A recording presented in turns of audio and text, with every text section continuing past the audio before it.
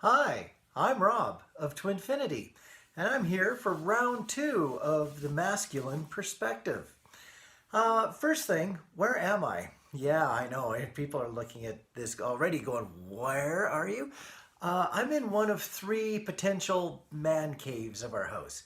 The garage, of course, normally would be one, but the reason I call that one of my man caves is because it's got my train set in it. The second spot is the basement. It's got the sound room. Of course, I like sound. Really, all the sound room is just the living room portion of the basement with a TV and a stereo system of some description in it. The third one is what I call the weight room. This is kind of my equivalent of Angie's meditation room. She's got all of her,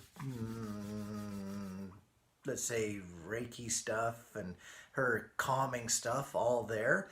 And this is my area that is not really all that calm. I'll take you for just a quick tour. First of all, yeah, that looks like a torturous bit of iron all stacked up in there. That's the dumbbell set. Behind me, I got a little bit more on the floor and a rack there.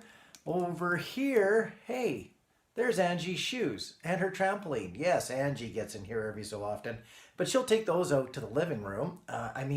The basement sound room, and she'll turn something on in the TV for a little bit of music, and she'll do a bunch of trampolining, usually first thing in the morning.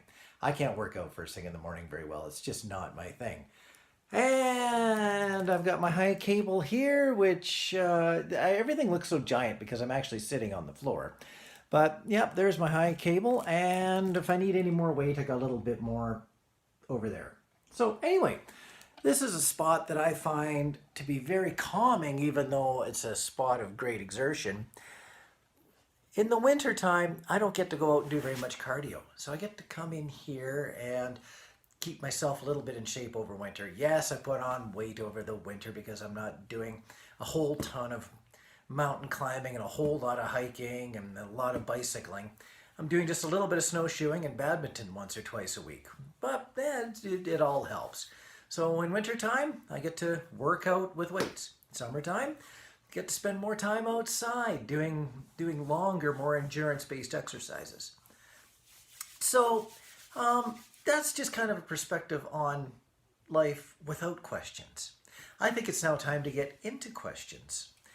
Yeah, this is more of what I call the Christine batch of questions.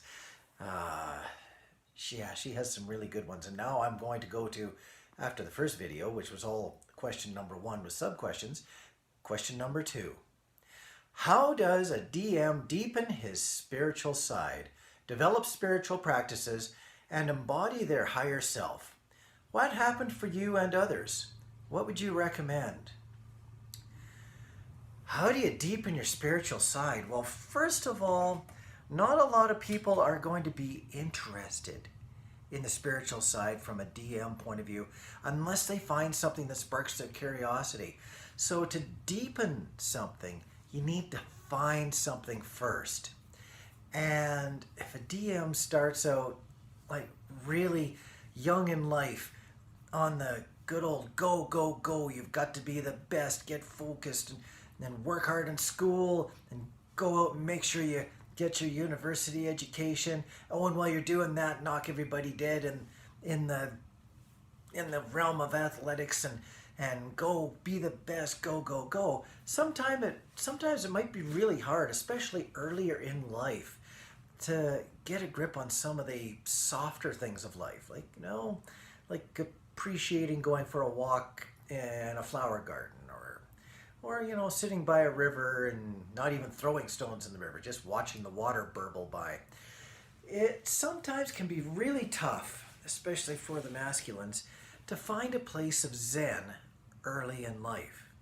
I was fortunate. My parents got me out on rivers, and I got to spend a lot of time on water, and I became fascinated with water. Water was, especially moving water on rivers, whether it was a slow-moving wide river or a smaller rock-filled rapidy river that I had to really use all the skill that I had just to stop my boat from getting all beat up by crashing it across boulders.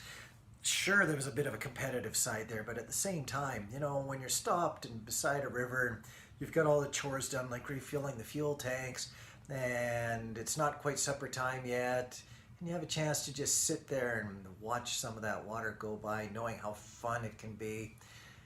That was really a time that I started to develop a much calmer side of me that helped me later on in my life have a lot more balance.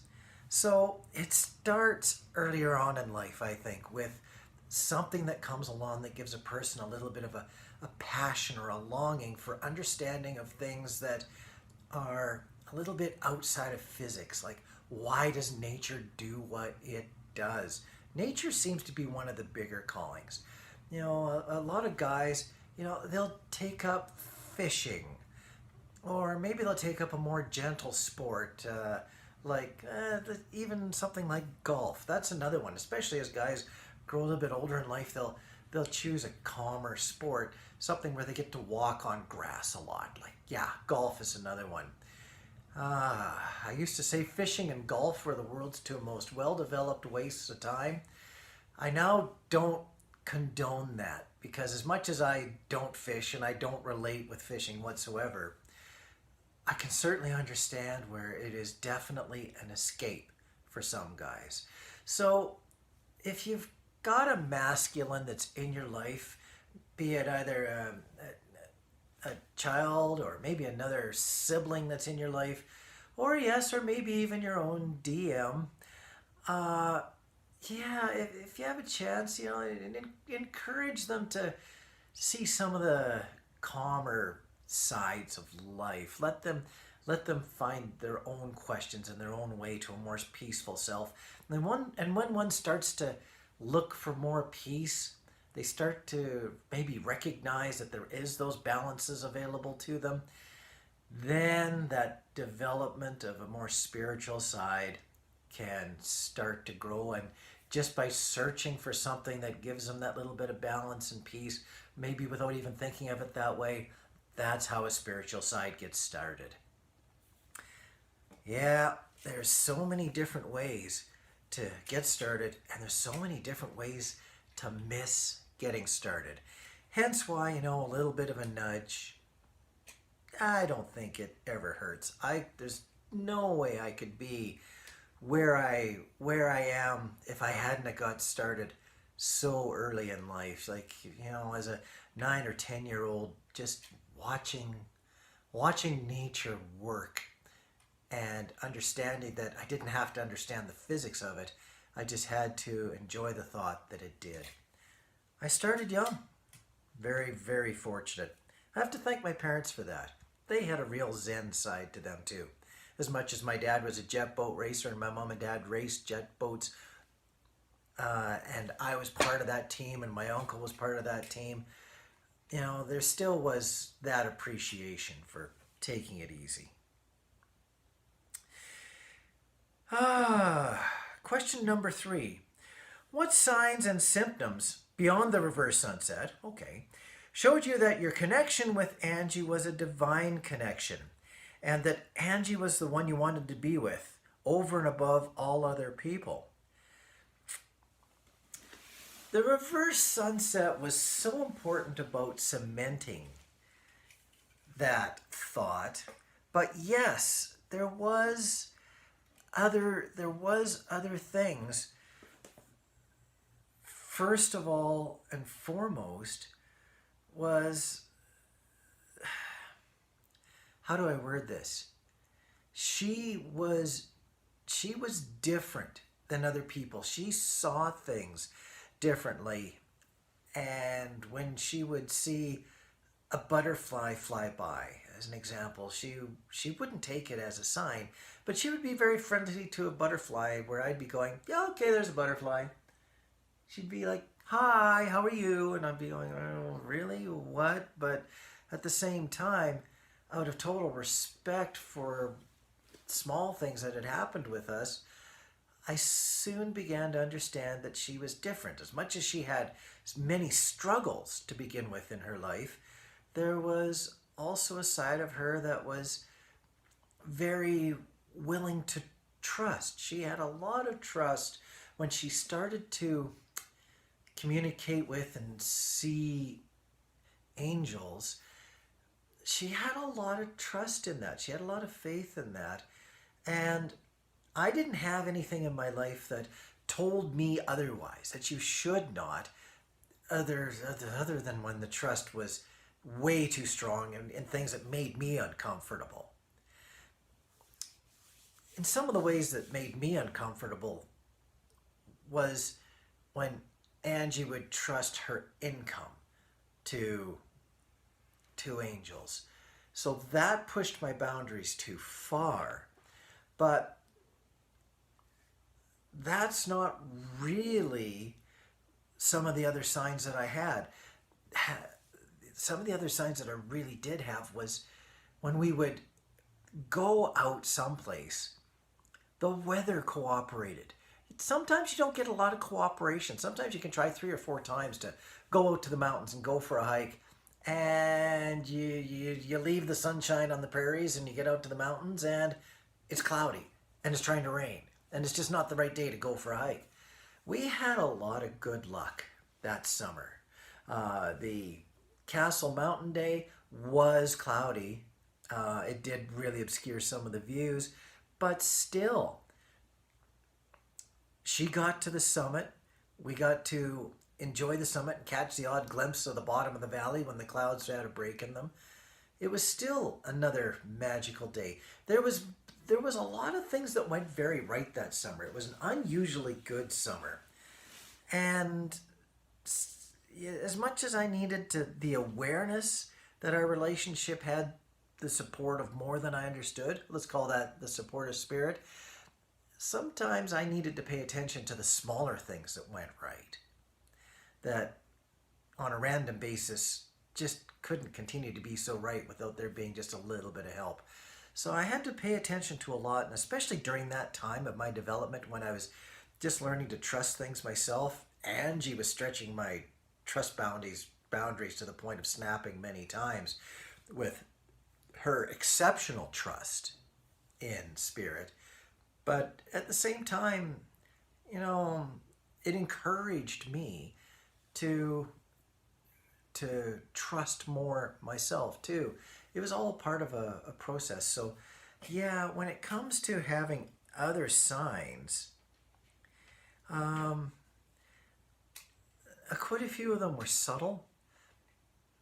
Quite a few of them were coincidental. But when you keep on not finding ultra negative things happening, sometimes you just got to go with it. And going with it and trusting and not fighting and sometimes surrendering to the positive. Some people surrender to the negative. Some people surrender to the positive. I surrendered to the positive for all the rest of the summer after I met Angie. Now, there was a second part to that question. And that was to do with Angie being the one that I wanted to be with. I definitely understood she was special, and there was numerous months after we first met that I did want to be with her, but ultimately our differences squashed that. I have to admit that. The firing was very much a letting go. As much as I still wanted her in my life, I felt like I couldn't have her in my life. So by doing that letting go, I suppose it was a form of giving up. I just couldn't make it all add up with the tools and skills that I had and with the tools and skills that Angie had in that time of her life. I had accepted that we could be together, should be together, and I had all that respect in the world, but I couldn't make it work on a 3-dimensional level. It just was not meant to be then. So did I have some of that faith? For a while. And after I let go of her, did I hope for better, more stable, more of a match? Yes, I did. When I let go, I really let go, even though it took a couple more years to actually truly let go. Yes, we still did continue to see each other once in a while after I formally broke us up. But yeah, it took a long time to actually let go enough to move on and try to look for something that was just going to be more of a match in my life. Question 4. I wonder if I should have read these ones beforehand. Okay, question 4. There are rumors that the DM seems to recognize a connection with their DF long before the DF does. Even though the DF often wakes up and finds out about TFs first. That's a lot of initials. I hope everybody caught that. What was your experience?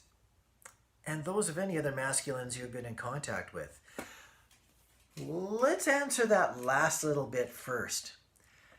On this journey, I have not had a lot of chances to chat with a ton of other masculines. There's been some around. I have talked at some lengths with Dio along the way, Dio Veselinov, but there hasn't been, I don't have a chum TF masculine buddy to talk with. So I have to go on what I've just heard through hearsay through others, and plus go on what I know, what has happened. So the DM seems to recognize a connection with their divine feminine long before the divine feminine does. I don't know if that is necessarily true. I think that there's going to be more of a 50-50 split on that. I think, in fact, that because the divine feminine tends to be more awake and more aware, I would think the divine feminine would recognize some signs sooner than the divine masculine.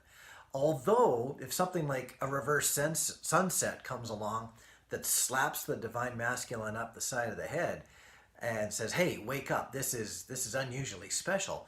Unless something like that happens, I would almost think the divine feminine takes the lead, like it happens so much on this journey anyway. So, no, I'm gonna stand out there and say, hey, maybe not as often as you would think. I'm going to say 60-40, even 70-30, that the divine feminine notices connections before the divine masculine. Now, maybe the divine masculine might have more trust in the connection once they recognize it, especially to begin with. Masculines tend to live a lot more in the world of absolutes. A lot more of the yes, no, do, don't. It's all about attack, retreat sometimes. Just basically on societal programming again. So if a masculine does get a sign that there's something special in a relationship, he's more likely to stop and pay attention and stay out way late at night and all those other things it takes to stay in touch with the feminine.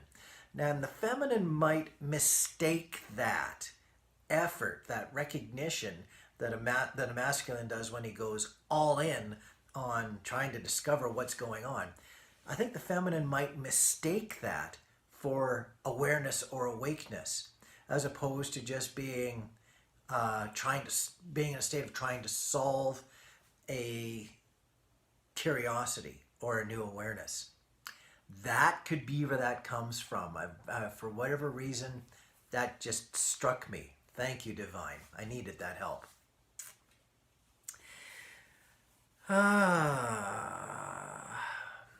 Next question. And by the way, if something comes to me, I might bounce back to a previous question. Don't mind me if I do. Next question here. Do DMs feel joyful, giddy, and somewhat childlike when in the presence of their twin? If they trust their twin, if they're not struggling trying to understand the connection, if they've got a corner of that connection that they can always lean on and do goofy, stupid, maybe, I don't want to say stupid. I did, but do some unusual things, maybe lower their maturity level a few notches, step back into their 16-year-old self and have a little bit of that. Hi there, folks. Just had a little cut in the video. I'm actually doing this video not far from right before bedtime, and my bedtime alarm on my phone went off. Yes, Angie and I have bedtime alarms on our phones because we're not responsible to go to bed normally on time when we should. So when my alarm went off, I reached over to look after that alarm that was beeping away and was going to be making noise in my little video. And I canceled the video. I stopped it right there dead where it was. So I have to do a little bit of a restart. Anyway, question number 5. Do DMs feel joyful, giddy, and somewhat childlike when in the presence of their twin? I would think so. You know, us masculines, we walk around with a lot of protection around us, just like the feminine does. But our protection is, of course, different. It's very much a Venus-Mars thing. When a masculine is feeling less vulnerable, when we're feeling like we can let down our guard, what often happens is we lose our stoicness, our stiffness of our presence, and we just kick back a little bit. And oftentimes how that comes through is maybe a little bit more of a sense of humor.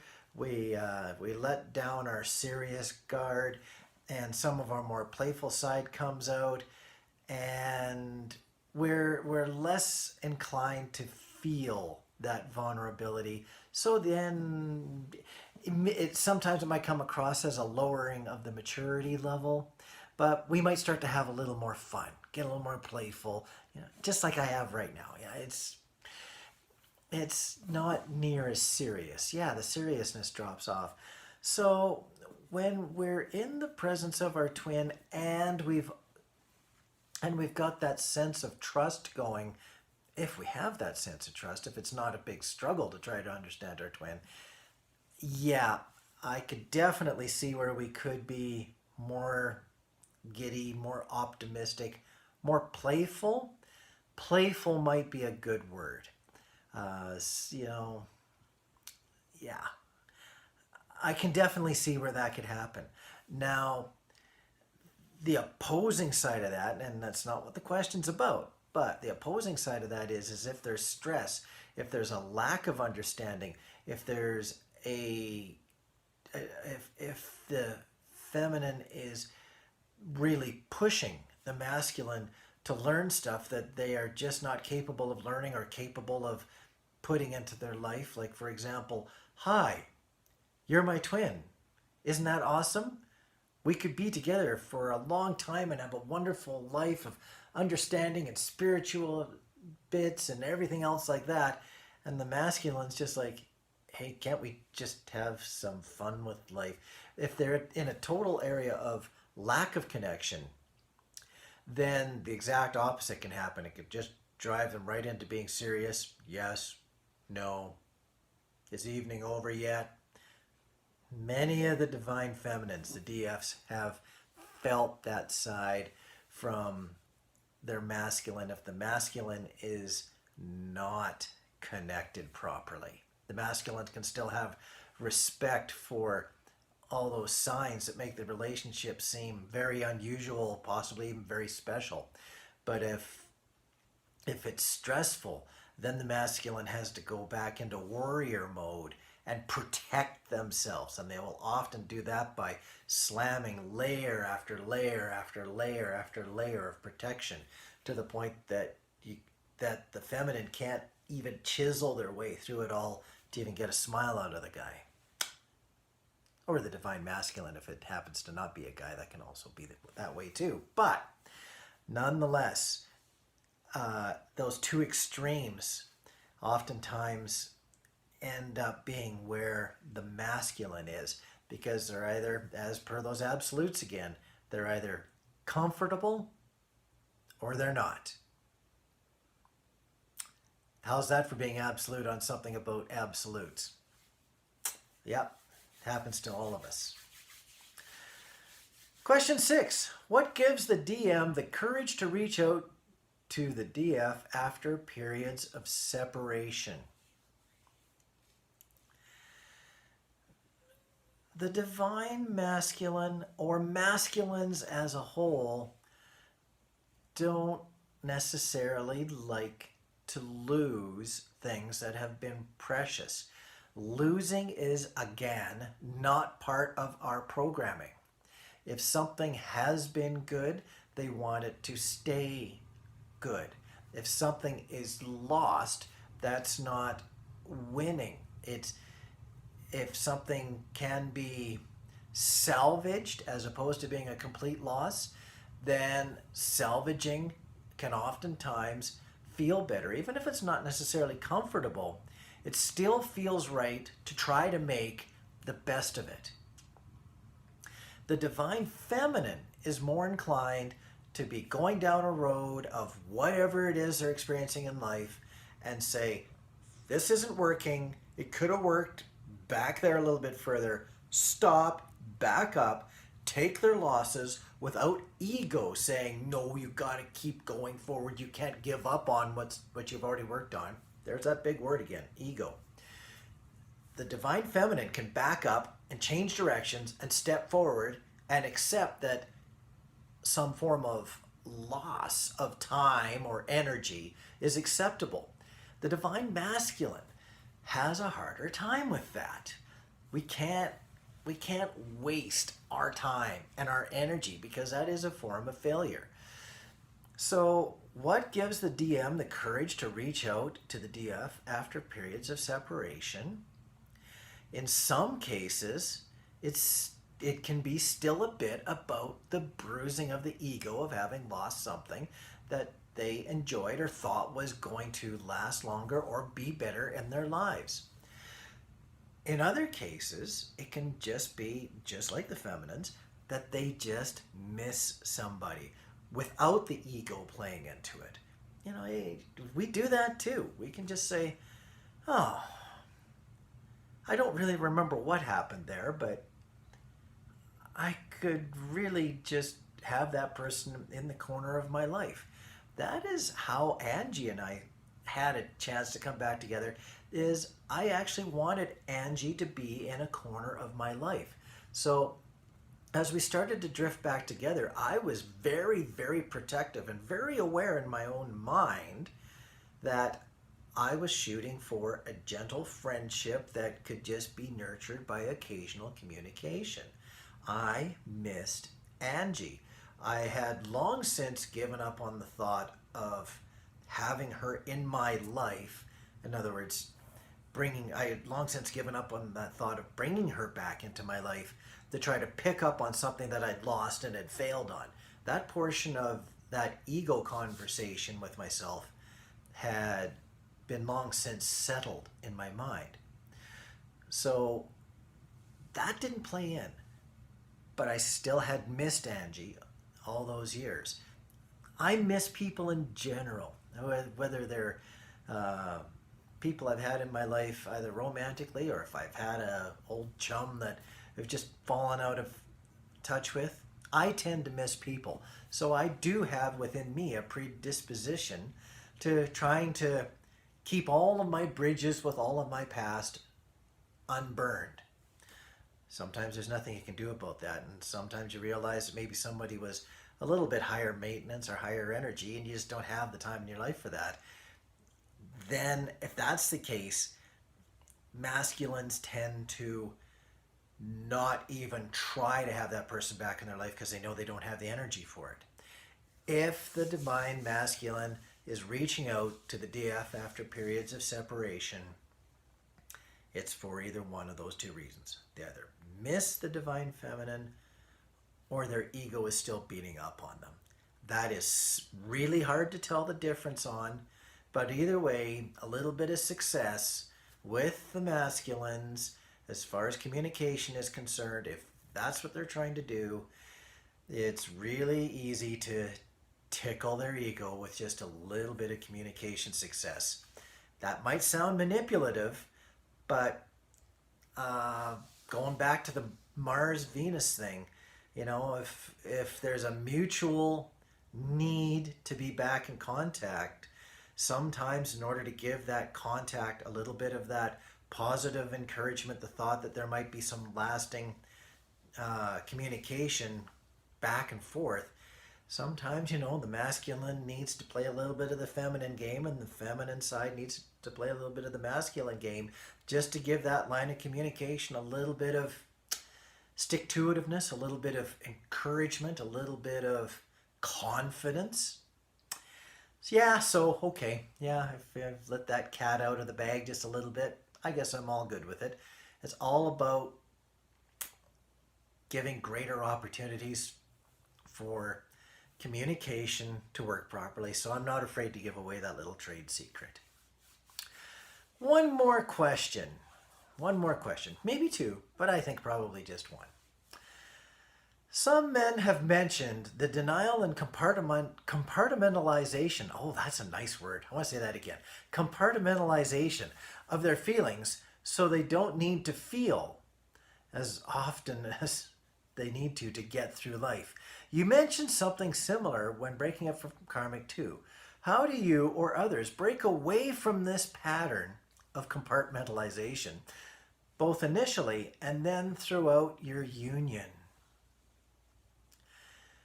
Compartmentalization of feelings is, I'm going to say, almost completely defensiveness. You know, when you're waking up spiritually, it's about breaking away from compartmentalization. It's about allowing feelings to mesh with thoughts, to mesh with intuition, to allow divine purpose to leak into your life. So sometimes, in fact, most of the times, compartmentalization and the breaking down of compartmentalization is a necessary goal to allow your higher self to begin to expand. You can't expand when you're jammed into a compartment. So some men have mentioned the denial and compartmentalization of their feelings. It's that old favorite word of trust again. If you have trust in your surroundings, trust in your ability to express what you're feeling, and not just feeling from a 3D thought point of view, but feeling from your connection with all that's around you, nature that's around you, spiritual side that's around you, and all those intertwined feelings. If you have that level of trust, then you get away from the need for compartmentalization. The masculine, when it doesn't understand something, again, it's a little hard on the ego. The poor masculine is just... feminines deal with some things, masculines deal with others. Masculine has a big job trying to dance around ego. Ego is such a big one because ego, they talk about ego drive, societal programming again, gotta love it. They talk about ego drive being part of the hunger that drives success. So when you're uncomfortable, you can't feel as a Diem that you have a chance at success. So then you develop compartmentalization. One of these times I'm going to look how many syllables are in that word, because it's really tough to wrap your tongue around. I mentioned that when breaking up from karmic 2. Oh, yeah. When I was breaking up from my karmic 2, compartmentalization is something that I needed to do. I had to stay focused on my career. I was scared about how my friends and family would view all that I was allowing myself to be put through. Uh, I was unsure at that time what was going to be happening with Angie and I. Would we be getting together sooner or later or never at all? Nothing was really certain until it all fell together in a very short amount of time. So I was completely surrounded by unsureties. So yeah, I dove deep into compartmentalization.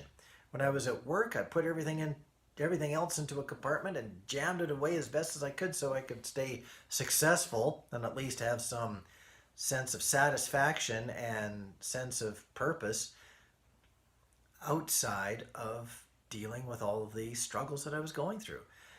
And then when I was outside of work, I need to do some exercise so that I could feel good about myself, that I was still looking after me in some way or another. But I had to tuck away work because, sure, that was also new and taking up a bunch of time too. And yeah, I was just jumping from compartment to compartment to compartment. It wasn't until things really started to work that I was able to take my ego and pat it on the head and say, hey, okay, you don't have to drive yourself insane by keeping yourself super busy. You can relax and know that hour to hour and even day to day, you're not under attack. Very, very defensive, that compartmentalization. When overloaded, it's encouraged in especially the world of business that you compartmentalize things. How many times do we have to say that programming almost goes completely against spiritual growth? It's about whether or not you're existing in the 3D world that's based upon success and failure, or whether you're living in the 5D world that is all about varying levels of success. Because there is no failure. When you've earned and learned something in 5D, it's never taken away from you. You might forget to use it every so often, but you get to keep it. In the 3D world, success comes, success goes. Hence why it needs some compartmentalization. Completely a 3D thought. How often do you or others break away from this pattern of compartmentalization?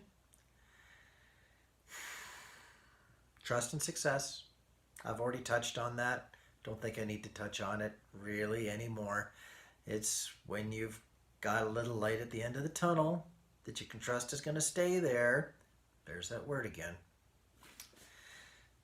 Boy, I hear often that the divine feminine has to learn trust, and the divine masculine, it needs to stay less focused on success. There's a lot of trust that has to happen on both sides, but it's a different flavor of trust between the masculine and feminine. I might have to touch on that later in some other video that I put out. I need to dwell on that one. That's one that I need to dwell on to give it a chance to actually settle down. The differences in trust in the divine masculine and how trust develops in the divine feminine. Sounds like another question to myself, but I don't have the answer right quite now. I'll work on that one. Anyway, folks, I think that's enough for this video. This has been fun. Again, sorry about the interruption in the middle, but a little bit of life kicks in and then it continues on. It's been fun as usual. Thank you very much. Bye.